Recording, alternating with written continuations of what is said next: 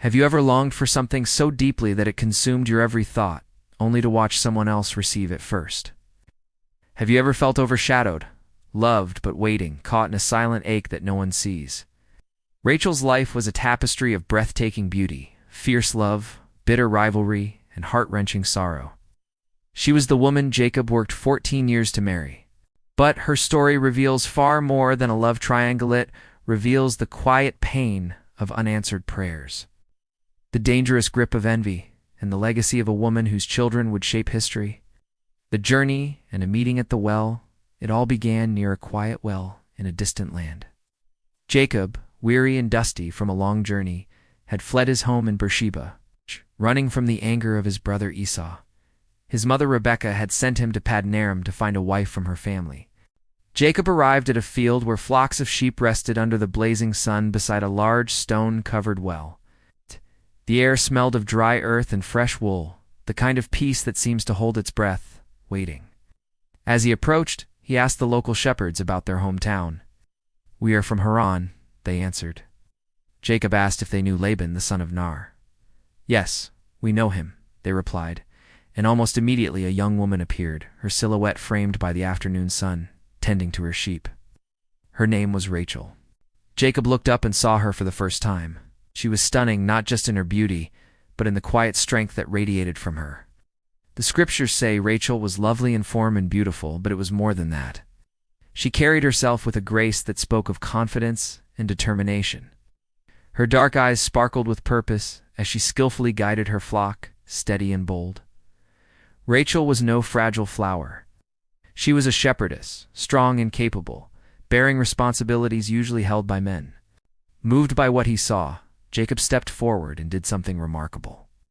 He rolled away the heavy stone from the well's mouth, a task that usually required several men. With steady hands, he watered Rachel's sheep. Then, overwhelmed with emotion, Jacob kissed her and wept openly. He introduced himself as the son of Rebekah, Laban's sister. Rachel, surprised and pleased, ran home to tell her father the news. When Laban heard, he rushed out to meet Jacob, embracing him warmly and welcoming him into his home. 7 years of love and a deceptive marriage. Jacob stayed with Laban for a month, working alongside the flocks. During this time, his affection for Rachel deepened with every passing day. Finally, Laban asked, "Because you are family, should you work for me without pay? Tell me what you want as your wages." Without hesitation, Jacob replied, "I will work for 7 years to marry your younger daughter Rachel," the Bible tells us. So Jacob served 7 years to get Rachel, but they seemed like only a few days to him because of his love for her. Imagine that 7 years of labor feeling like mere moments because his heart was so fully devoted. Rachel, the beloved shepherdess, must have lived with joy and expectation. She was the woman a man would sacrifice years of his life to marry. But beneath the promise and beauty, a dark cloud gathered, a deception that would shake her world. The wedding day arrived, and Jacob's heart burned with anticipation. Rachel, too, looked forward with eager hope. But as the celebration began, Laban's hidden plan unfolded. Their culture demanded that the older daughter marry before the younger. Without warning, under the veil of night, Laban gave Leah, his older daughter, to Jacob instead of Rachel. That night, Jacob consummated his marriage with Leah, unaware of the switch. When morning came, he was shocked to find Leah instead of Rachel beside him. "Why have you deceived me?" Jacob demanded. "I worked for Rachel, not Leah," Laban replied coldly. "It is not our custom to marry off the younger daughter before the older." He then made Jacob an offer. Finish Leah's bridal week, then Rachel would be given in exchange for another 7 years of work. Jacob agreed, and after the week passed, Rachel finally became his wife. But what should have been joy was now tangled in rivalry and tension. The heartbreak of barrenness now, Rachel had to share Jacob's love and attention with Leah, though Jacob loved Rachel more. The Bible says when the Lord saw that Leah was not loved, he opened her womb, but Rachel was barren. Imagine Rachel's heartbreak. The woman who was chosen, loved, and pursued was childless, while her sister bore sons one after another.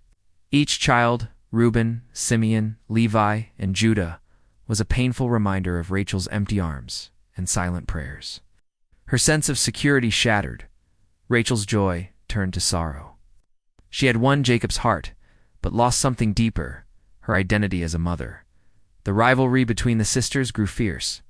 Rachel's pain festered. She begged Jacob, "Give me children or I will die." Jacob's response was filled with frustration and helplessness. "Am I in the place of God?" he said. "He has kept you from bearing children." But Rachel, desperate, chose to take matters into her own hands.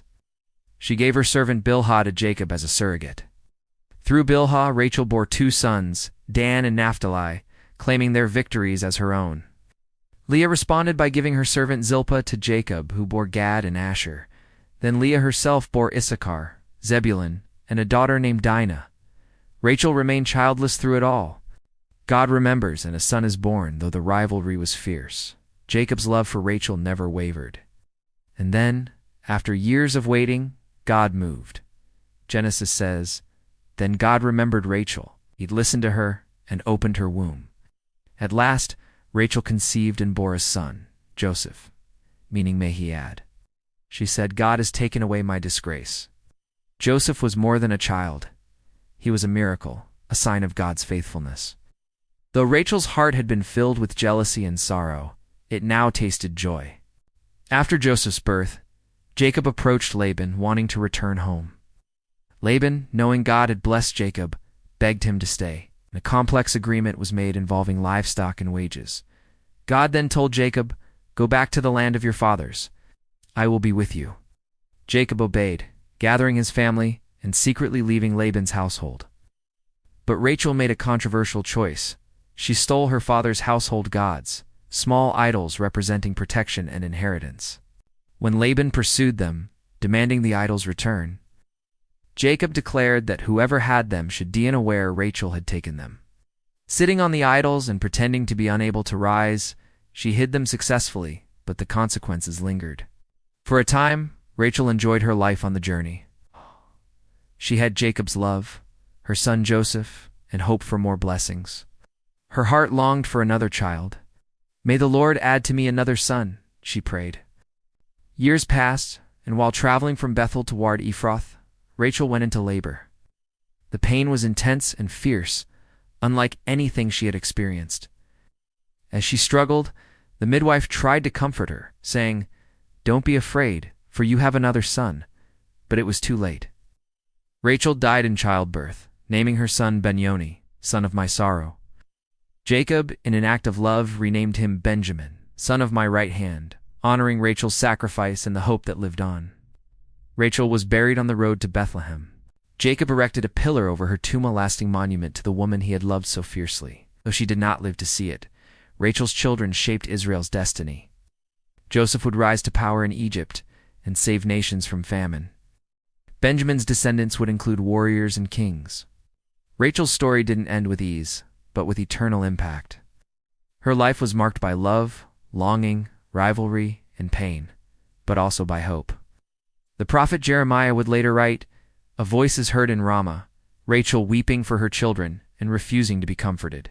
Rachel's voice echoes through Team, a symbol of motherly sorrow and national hope. Her story reminds us that even when the world overlooks us and the weight feels endless, God remembers. His timing may differ from ours, but his purpose never fails. Rachel's life is a testament to the power of love, the ache of delay, and the sacredness of legacy. Remember, you are not forgotten. God remembers.